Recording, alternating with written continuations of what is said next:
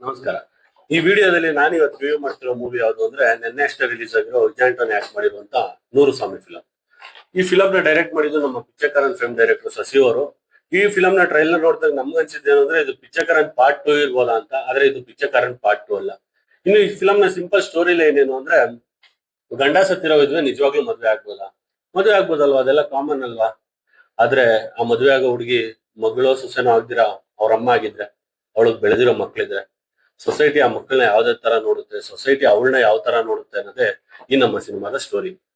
ಇನ್ನು ಈ ಫಿಲಂ ನ ಪಾಸಿಟಿವ್ ಬಗ್ಗೆ ಮಾತಾಡೋದಂದ್ರೆ, director Shashi single mother struggles ನ ಎಷ್ಟು ಚೆನ್ನಾಗಿ ತೋರಿಸಿದ್ದಾರೆ ಅಂದ್ರೆ, ಫಿಲಂ ನೋಡೋ ಪ್ರತಿಯೊಬ್ಬರಿಗೂ ಅನ್ಸುತ್ತೆ ಗಂಡ ಇಲ್ದಿರ ಇದ್ರೆ ಮಕ್ಕಳನ್ನ ಬೆಳೆಸೋದ್ ಸೊಸೈಟಿಲಿ ಇಷ್ಟೊಂದೆಲ್ಲ ಕಷ್ಟ ಆಗೇ ಆಗುತ್ತೆ ಅಂತ. ಈ ಸೊಸೈಟಿ ಅವಳನ್ನ ಯಾವ ತರ ನೋಡುತ್ತೆ ಅನ್ನೋದನ್ನ ಡೈರೆಕ್ಟರ್ ಶಶಿ ತುಂಬಾ ಚೆನ್ನಾಗಿ ತೋರಿಸಿದ್ದಾರೆ.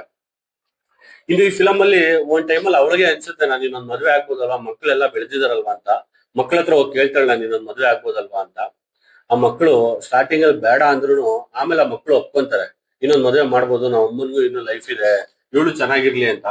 ಮಕ್ಕಳು ಅಮ್ಮ ಇಬ್ರು ಒಪ್ಕೊಂಡ್ಮೇಲೆ ಸೊಸೈಟಿ ಯಾವ್ದೇ ತರ ಟಾರ್ಚರ್ ಕೊಡ್ತು ಅವಳಿಗೆ ಮತ್ತೆ ಅವಳ ಮಕ್ಕಳಿಗೆ ಅನ್ನೋದನ್ನ ಡೈರೆಕ್ಟರ್ ತುಂಬಾ ಚೆನ್ನಾಗಿ ತೋರಿಸಿದ್ದಾರೆ. ಇದು ನಾ ಸ್ಟಾರ್ಟಿಂಗ್ ಅಲ್ಲಿ ಹೇಳ್ದಂಗೆ ಇದು ವಿಜಯ್ ಆಂಟೋನಿ ಫಿಲಂ ಅಂತ. ಇಂಟರ್ವೆಲ್ ಬಂದು ಸ್ಟಾರ್ಟ್ ಆದ್ರೂ ಇನ್ನು ವಿಜಯ್ ಆಂಟೋನಿ ಬರಲ್ಲ ಅಂತ ಥಿಯೇಟರ್ ಎಲ್ಲ ವೆಯ್ಟ್ ಮಾಡ್ತಾ ಇರ್ತಾರೆ. ಆಮೇಲೆ ವಿಜಯ್ ಆಂಟೋನಿ ಬರ್ತಾರೆ. ವಿಜಯ್ ಆಂಟೋನಿ ಫಿಲಂ ಅಲ್ಲಿ ಕಾಮಿಡಿ ಮಾಡಕ್ಕೆಲ್ಲ ಟ್ರೈ ಮಾಡಿದ್ರೆ ಅದೆಲ್ಲ ತುಂಬಾ ಚೆನ್ನಾಗಿದೆ. ಬಟ್ ಏನಂದ್ರೆ ವಿಜಯ್ ಆಂಟೋನಿಗೆ ಈ ಫಿಲಂ ಸೆಟ್ ಆಗಲ್ಲ. ಈ ಫಿಲಂ ಸ್ಟೋರಿ ಬೇಸ್ ಆಗಿರೋದೇ ಅಮ್ಮ ಮತ್ತೆ ಆ ಮಕ್ಕಳ ಮೇಲೆ. ಅದರಿಂದ ಈ ಫಿಲಂ ಅಲ್ಲಿ ವಿಜಯ್ ಆಂಟೋನಿ ಏನ್ ಅಷ್ಟು ಇಂಪಾರ್ಟೆಂಟ್ ಅಲ್ಲ ಅಂದ್ರೂ ಪರವಾಗಿಲ್ಲ, ವಿಜಯ್ ಆಂಟೋನಿ ಕ್ಯಾರೆಕ್ಟರ್ ಒಂದು ತಕ್ಕ ಮಟ್ಟಿಗೆ ಜಸ್ಟಿಫೈ ಮಾಡಿದೆ.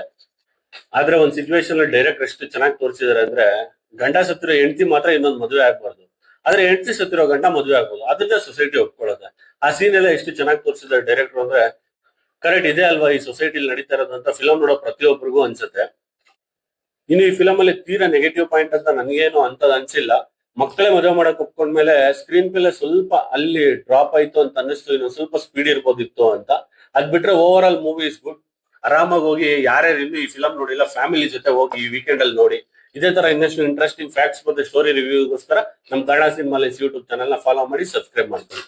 Thank you so much.